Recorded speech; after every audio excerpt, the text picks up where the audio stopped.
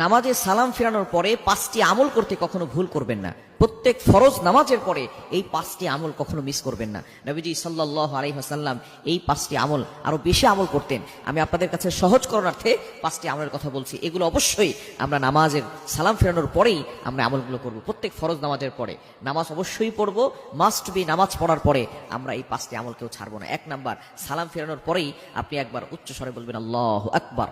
আল্লাহ হলেন সবার বড়। আপনি নামাজ পড়েছেন, সেখানে আল্লাহর ঘোষণা দিয়েছেন। নামাজ শুরু করেছেন আল্লাহু আকবার দিয়ে, নামাজ শেষ করেছেন আসসালামু আলাইকুম ওয়া রাহমাতুল্লাহ বলে। এরপর আপনি আবারও আল্লাহু আকবার বলে আল্লাহকে ঘোষণা দিতে যাচ্ছেন, আল্লাহ আপনি হলেন সবার বড়, আপনার থেকে বড় আর কেউ নাই। এরপরে আপনি বলবেন আস্তাগফিরুল্লাহ। মুসলিম শরীফের হাদিস, তিরমিজি শরীফ, বিভিন্ন সিয়াসিত্তার হাদিসের কিতাবের ভিতরে হাদিসটি এসেছে।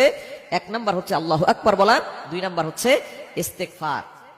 অবশ্যই আপনি 3 বার ইস্তেগফার পড়বেন, আস্তাগফিরুল্লাহ আস্তাগফিরুল্লাহ আস্তাগফিরুল্লাহ, এটা 3 বার পড়বেন। এখন অনেকে বলবেন হুজুর নামাজ তো ভালো কাজ করেছি, ইস্তেগফার করার কি দরকার?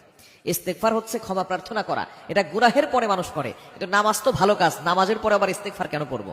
মনে রাখবেন, নামাজে দাঁড়িয়েছেন, আপনি আল্লাহর সামনে দাঁড়িয়েছেন, কারণ আসসালাতু মিআরাজুল মুমিন, নামাজ হচ্ছে মুমিনদের জন্য মেরাজ। যখন কোনো ব্যক্তি নামাজে দাঁড়ায় তখন সে কেমন যেন আল্লাহর সামনে দাঁড়িয়ে যায় এবং আল্লাহ তাআলা ওই বান্দার সাথে কথা বলতে থাকেন।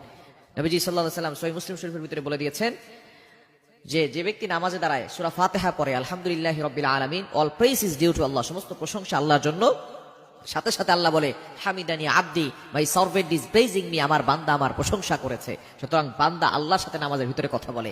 এখন আপনি নামাজের ভিতরে আল্লাহর সামনে দাঁড়িয়েছেন, এখানে যদি আপনার কোনো ভুল হয়ে যায়, আপনার জানা হোক অজানা হোক, জানা অজানা কোনো ভুল হয়ে গেলে আপনি আল্লাহর কাছে ক্ষমা চাইবেন। ভালো কাজ নামাজ, এই ভালো কাজের ভিতরেও আমাদের ভুল হওয়ার সম্ভাবনা আছে। এজন্যই আমরা নামাজের শেষে কি চমৎকার ভাবে নবীজি সাল্লাল্লাহু আলাইহি ওয়াসাল্লাম আমাদেরকে শিক্ষা দিয়েছেন, একবার আল্লাহু আকবার বলার পরে 3 বার আস্তাগফিরুল্লাহ আস্তাগফিরুল্লাহ আস্তাগফিরুল্লাহ, আল্লাহর কাছে ক্ষমা প্রার্থনা করে নিব। তাহলে নামাজের ভিতরে যে ভুল ত্রুটিগুলো হয়েছে ছোটখাটো, এগুলো আল্লাহ পাক রব্বুল আলামিন ক্ষমা করে দিবেন।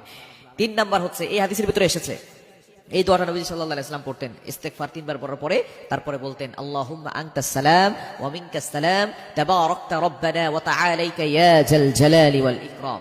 এই দোয়াটা আমরা পড়বো ইনশাআল্লাহ প্রত্যেক নামাজের পরে। আল্লাহু আকবার একবার বলবো, 3 বার আস্তাগফিরুল্লাহ পড়বো, এরপরেই আমরা এই দোয়াটা পড়বো আল্লাহুম্মা আনতাস সালাম ওয়া মিনকাস সালাম তাবারাকতা রব্বানা ওয়া তাআলাইকা ইয়া জাল জালালি ওয়াল ইকরাম। এটা আমরা পড়ে নিব ইনশাআল্লাহ। এরপরে হচ্ছে আমরা 4 নম্বরে আয়াতুল কুরসি পড়বো। নামাজের পরে আয়াতুল কুরসি অবশ্যই পড়বেন। 5 ওয়াক্ত নামাজের পরে আয়াতুল কুরসিটা পড়ে নেবেন, কেননা নবীজি সাল্লাল্লাহু আলাইহি ওয়াসাল্লাম জানিয়ে দিয়েছেন মান ক্বারা আয়াতাল কুরসি ফি দুবুরি